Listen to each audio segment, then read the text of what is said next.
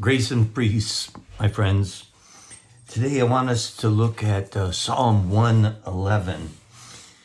It shows us the great works of the Lord.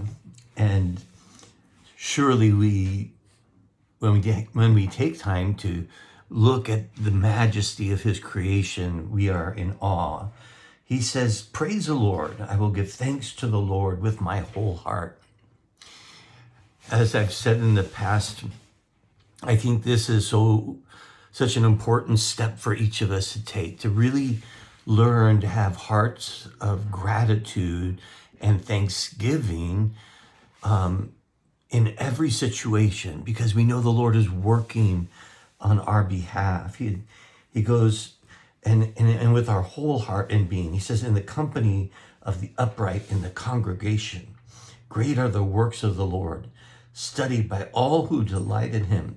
And so you just think about the human body, how intricately designed it is to function.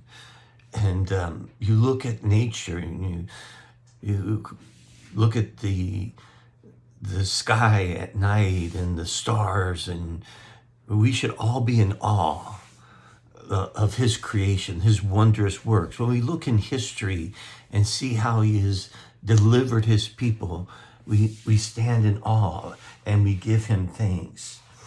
It truly full of splendor and majesty is his work, and his righteousness endures forever.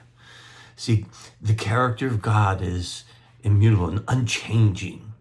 And because of that, we have great confidence and security, because when he made us righteous through faith in him, by a gift of God's grace, then we know that that righteousness endures forever, because it's a gift that he gives to us, not one that we gain by performance. And he goes on and he says, "He has caused his wondrous works to be remembered. The Lord is gracious and merciful." So there's times when we need to stop and count our blessings, name them one by one. Remember how God has provided for us in the past, and give us the assurance of his provision in the future. To know how he has been gracious and merciful to each one of us. He says he provides food for those who fear him. He remembers his covenant forever. Now, Israel had a covenant with God, and when Jesus came, he established a new covenant with us. It's not a performance covenant. It's a receiving covenant that we enter into. It's irrespective of denomination. He's saying, listen, come to me, put your faith in me and my finished work when I went to the cross. That was the sealing of the covenant that he makes with you and me. He gives us a security because he says, my covenant, I remember forever. Even if we forget, he remembers. He has shown his people the power of his works and giving them the inheritance of the nations. Certainly, he fought with Israel.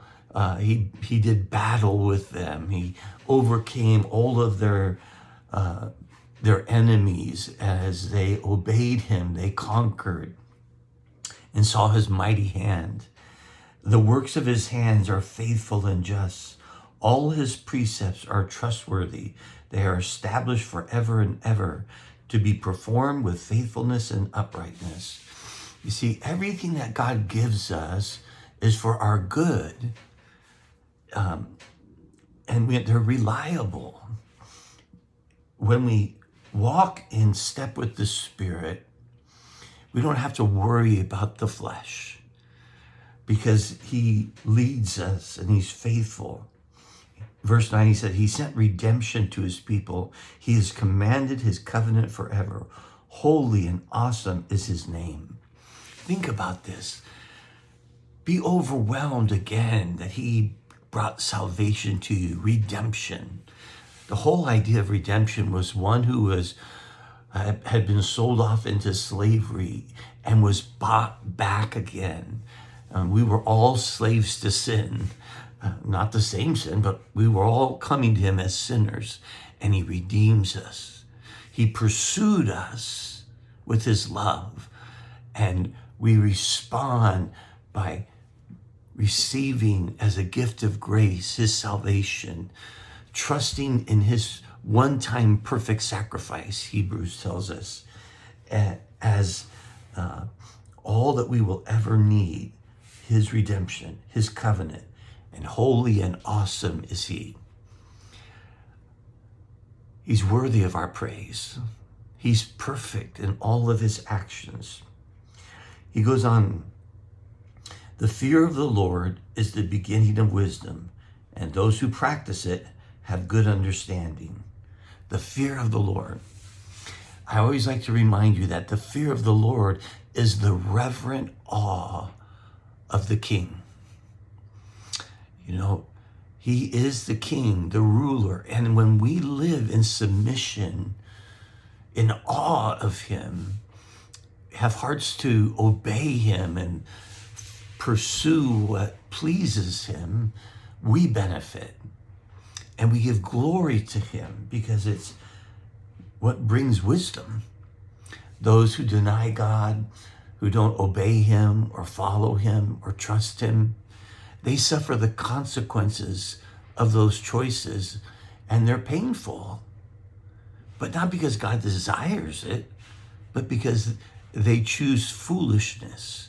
They choose the wisdom of man over the wisdom that comes from those who fear the Lord, who live in him and have him living in them and practice it.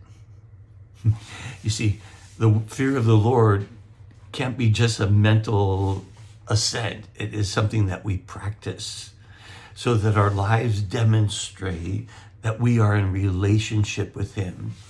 He moves in his spirit for us to put off what doesn't fit those who are in relationship with him, and we put on what represents him. So we seek to yield to his indwelling life, that the fruit of the Spirit, that love, that joy, that peace, that patience, that gentleness, that kindness, that goodness, that spirit-controlled life can be manifest in each and every one of us. It doesn't gain for us anything. It's the overflow of his indwelling presence. So remember whose you are and who you are, and fear him greatly. Don't be afraid of him. He desires your good, but hold him in reverent awe, and you will be blessed. I hope you have a great day.